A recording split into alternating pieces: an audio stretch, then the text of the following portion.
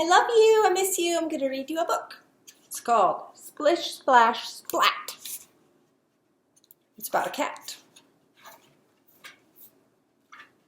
Splat purred happily in his sleep as candy fish of all shapes and sizes swam through his dreams. He reached out to catch one. When his mom threw open the curtains, "Time to get up," she calls. The candy melted away. "Come back, little fishes."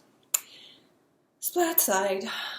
"Oh, I almost forgot," said Splat's mom. "Spike is coming over to play after cat school." "Spike, Spike, Spike," spluttered Splat. "Spike will eat all the candy fish and play with my toys until they break." "There will be plenty of candy fish, and we'll put away your favorite toys," said his mom. "Although, wouldn't it be nice if you shared?" "Sure, with anyone but Spike," said Splat. "He's a show-off. He calls me names, and he doesn't like me." "I'm sure he really likes you," said Splat's mom. "Now get in the bath or you'll be late." "But water's horrible," said Splat. "It's scary, and it's wet, and it makes me soggy." "And don't forget to wash behind your ears," said his mom. A few seconds later, "Finished!" cried Splat. I think you missed a bit," said the mom. "Aw," said Splat, and with a splish, he lowered himself into the water. "Water's horrible, it's scary, and it's wet, and it makes me soggy."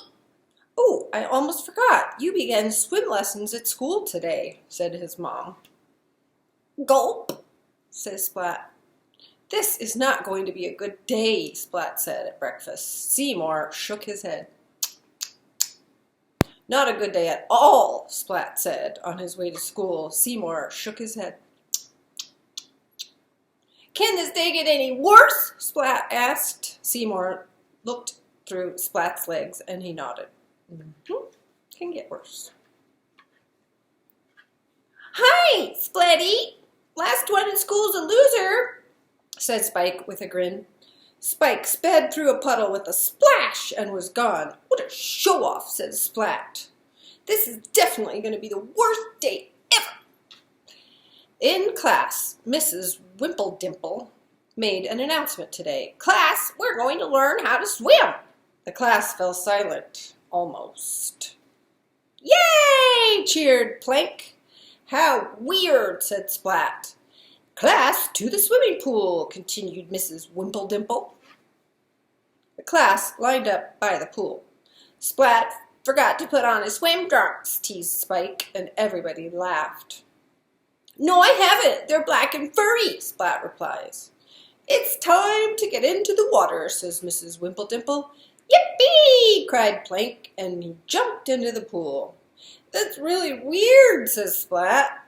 "Me next!" cried Spike. Spike rushed up to the pool edge, but then he stopped and stepped back. I forgot something," he says. Some of the class slowly stepped into the pool. "Me next!" cried Spike again.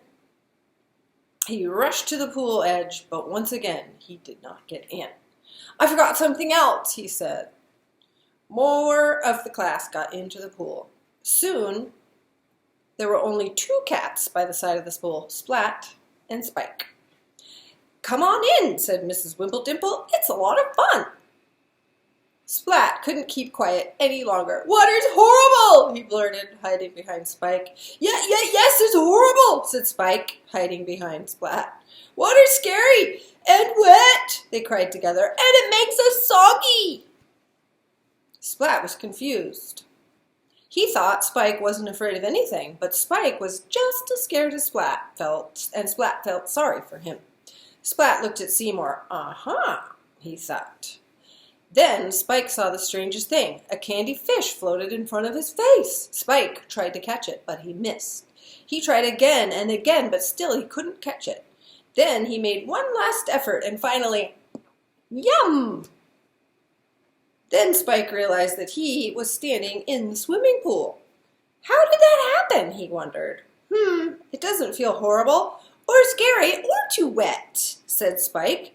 Hey, Splatty, last one in this pool is a loser. If Spike can do it, so can I, thought Splat. And he took a breath and he jumped. Splat! It tickles, said Splat. Water's not horrible at all, Splat cried to Spike. Last one to the other side's loser. Later that day, Spike went over to Splat's house. He ate lots of candy, fish, and played with Splat's toys, but he only broke one. He also gave Splat the perfect present. New swim trunks. I love you, Dale. Bye.